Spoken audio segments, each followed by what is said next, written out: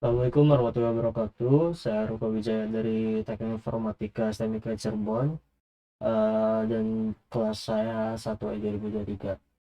Jadi saya akan menjelaskan tentang artikel yang saya tulis, yang di sini juga mengangkat tentang forecasting dengan judul Robust Time Series Forecasting Under Data Imperfection. Di sini juga menggunakan hybrid long short memory architecture. Dan artikel saya memiliki tiga kendala atau tidak tiga kendala, ya lebih baik tiga kendala: ketidaksempurnaan data operasional merusak kontinuitas temporal STM, satu adalah missing value atau data hilang. Sini sebagai contohnya, atau ini ya, sensor rusak atau gangguan transmisi untuk temporal sequence data. Itu contoh missing value atau data hilang dalam artikel yang saya gunakan. Yang kedua adalah class imbalance atau kelas tidak seimbang. Kejadian ini sangat kritis dan sangat jarang ditemukan dibanding kondisi normal lainnya. Untuk yang ketiga ada fitur security atau kelengkapan fitur. Variabel ini prediktor sangat terbatas atau sekuens pelatihan terlalu pendek. Dan mengapa vanilla LSTM gagal? Di sini model model peramalan menggunakan LSTM konvensional mengasumsikan dataset yang ideal dan bersih saat di-deploy pada industri nyata. Satu, yaitu mempunyai kendala kehilangan kontinuitas dan merusak struktur autokorelasi temporal.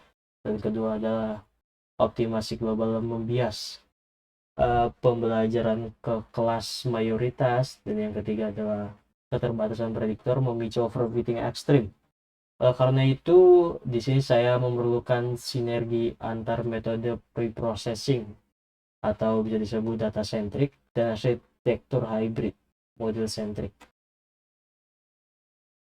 Dalam proses Prisma yang menyaring 23 studi berbasis diri database global, satu, saya melakukan tahap identifikasi pencarian sistematik di database utama, terutama yang saya untuk menyaring studi berkualitas saya menggunakan Scopus.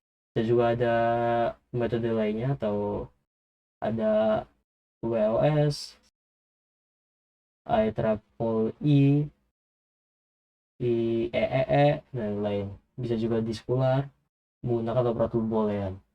Dan deduplikasi. Di sini adalah deduplikasi berguna untuk membersihkan dokumen ganda yang terindeks di beberapa database akademik. Dan juga penyaringan. Penyaringan ini berfungsi untuk mengevaluasi judul, abstrak, dan berdasarkan kriteria inklusi dan eksklusi ketat. Dan untuk tahap yang terakhir ada kelayakan, penilaian kualitas atau quality assessment, berbasis 8 kriteria ketat dengan batas kelayakan skor 5. Untuk evaluasi kualitas studi atau bisa dibilang quality assessment menjamin validasi dan replikasi. Dan setiap studi di sini menilai secara kuantitatif berdasarkan 8 kriteria utama QE 1 sampai QE 8 yang meliputi adalah 1. Kejelasan formulasi masalah dan kelayakan dataset operasional yang digunakan.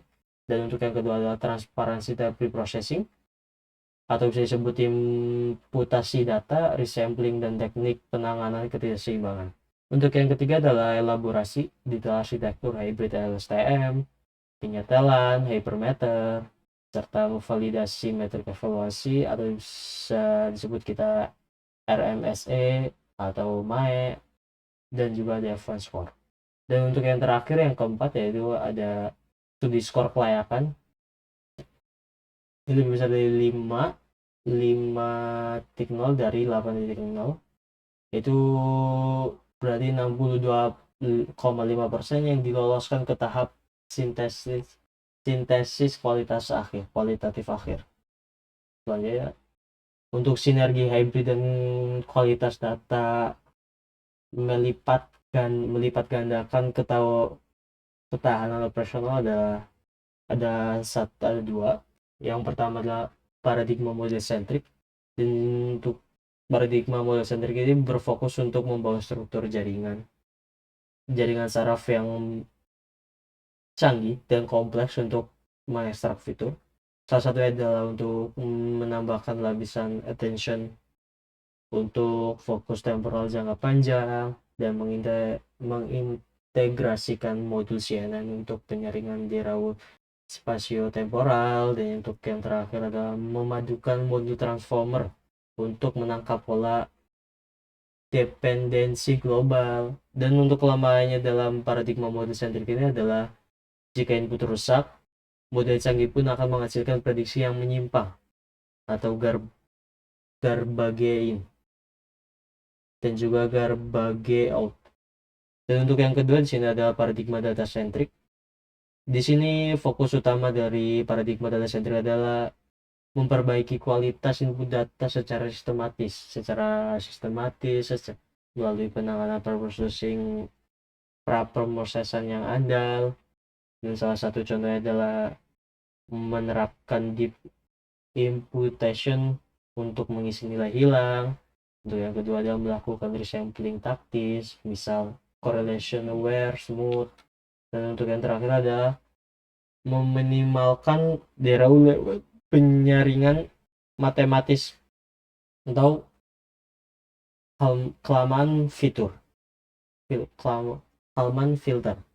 Sini untuk kelamanya adalah model hybrid hanya dapat beroperasi dengan ketahanan operasional maksimal pada saat dirancang bersama strategi penanganan data secara terpadu.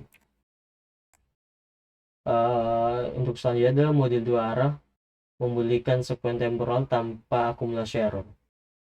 Di sini saya mempunyai 3 tahap untuk memulihkan sekuen temporal tanpa akumulasi error.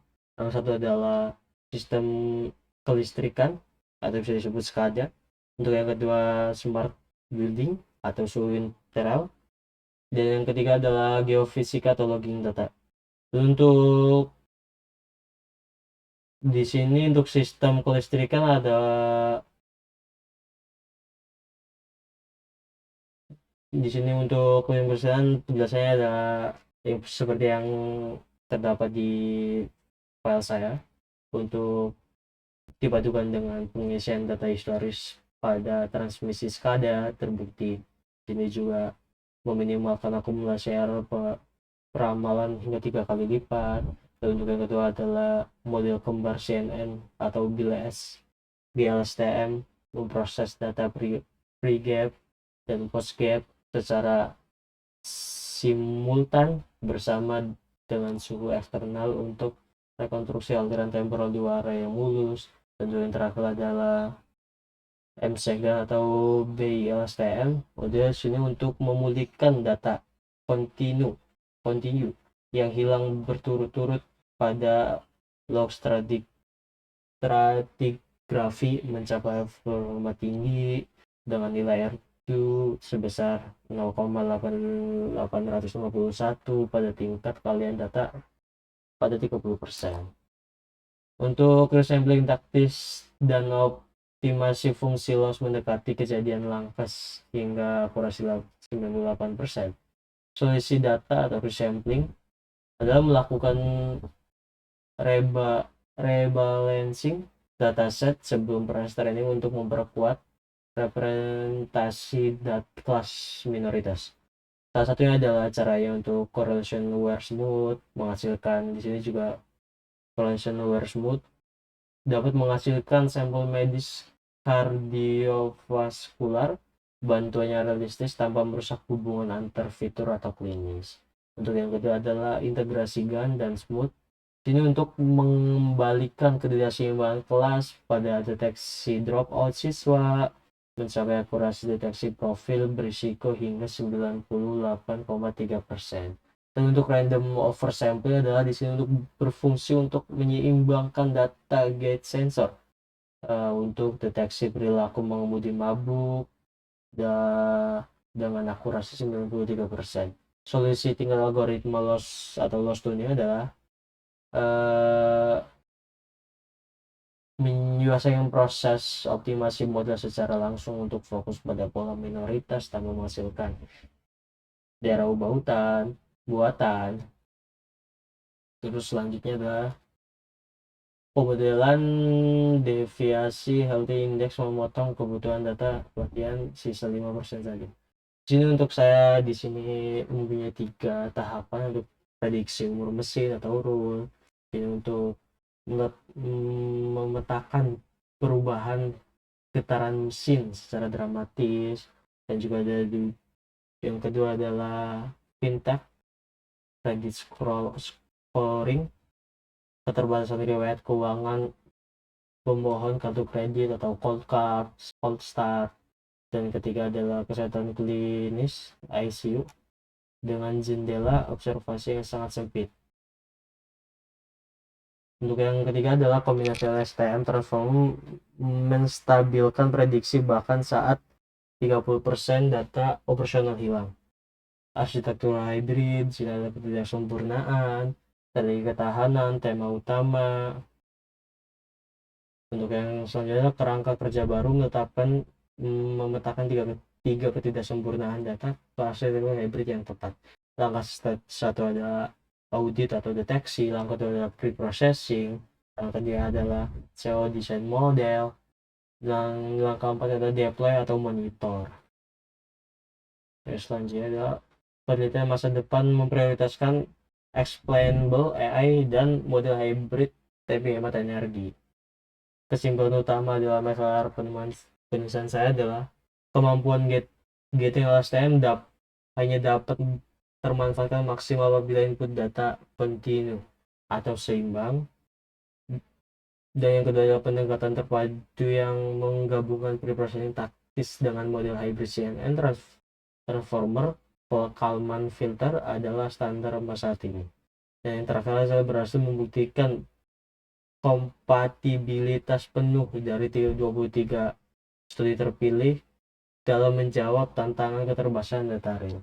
Dan arah penelitian yang akan mendatang adalah pengembangan explainable AI, meningkatkan transparansi keputusan prediksi, terutama pada domain klinis dan keselamatan industri tinggi. Dan yang kedua adalah dataset tolok ukur baru, menyusun dataset open source lintas domain yang memuat berbagai macam kerusakan data secara bersamaan. Yang ketiga adalah dosen model ringan untuk edge computing, membuat arsitektur hybrid yang hemat daya dan dapat berjalan real time pada perangkat IoT berkapasitas rendah.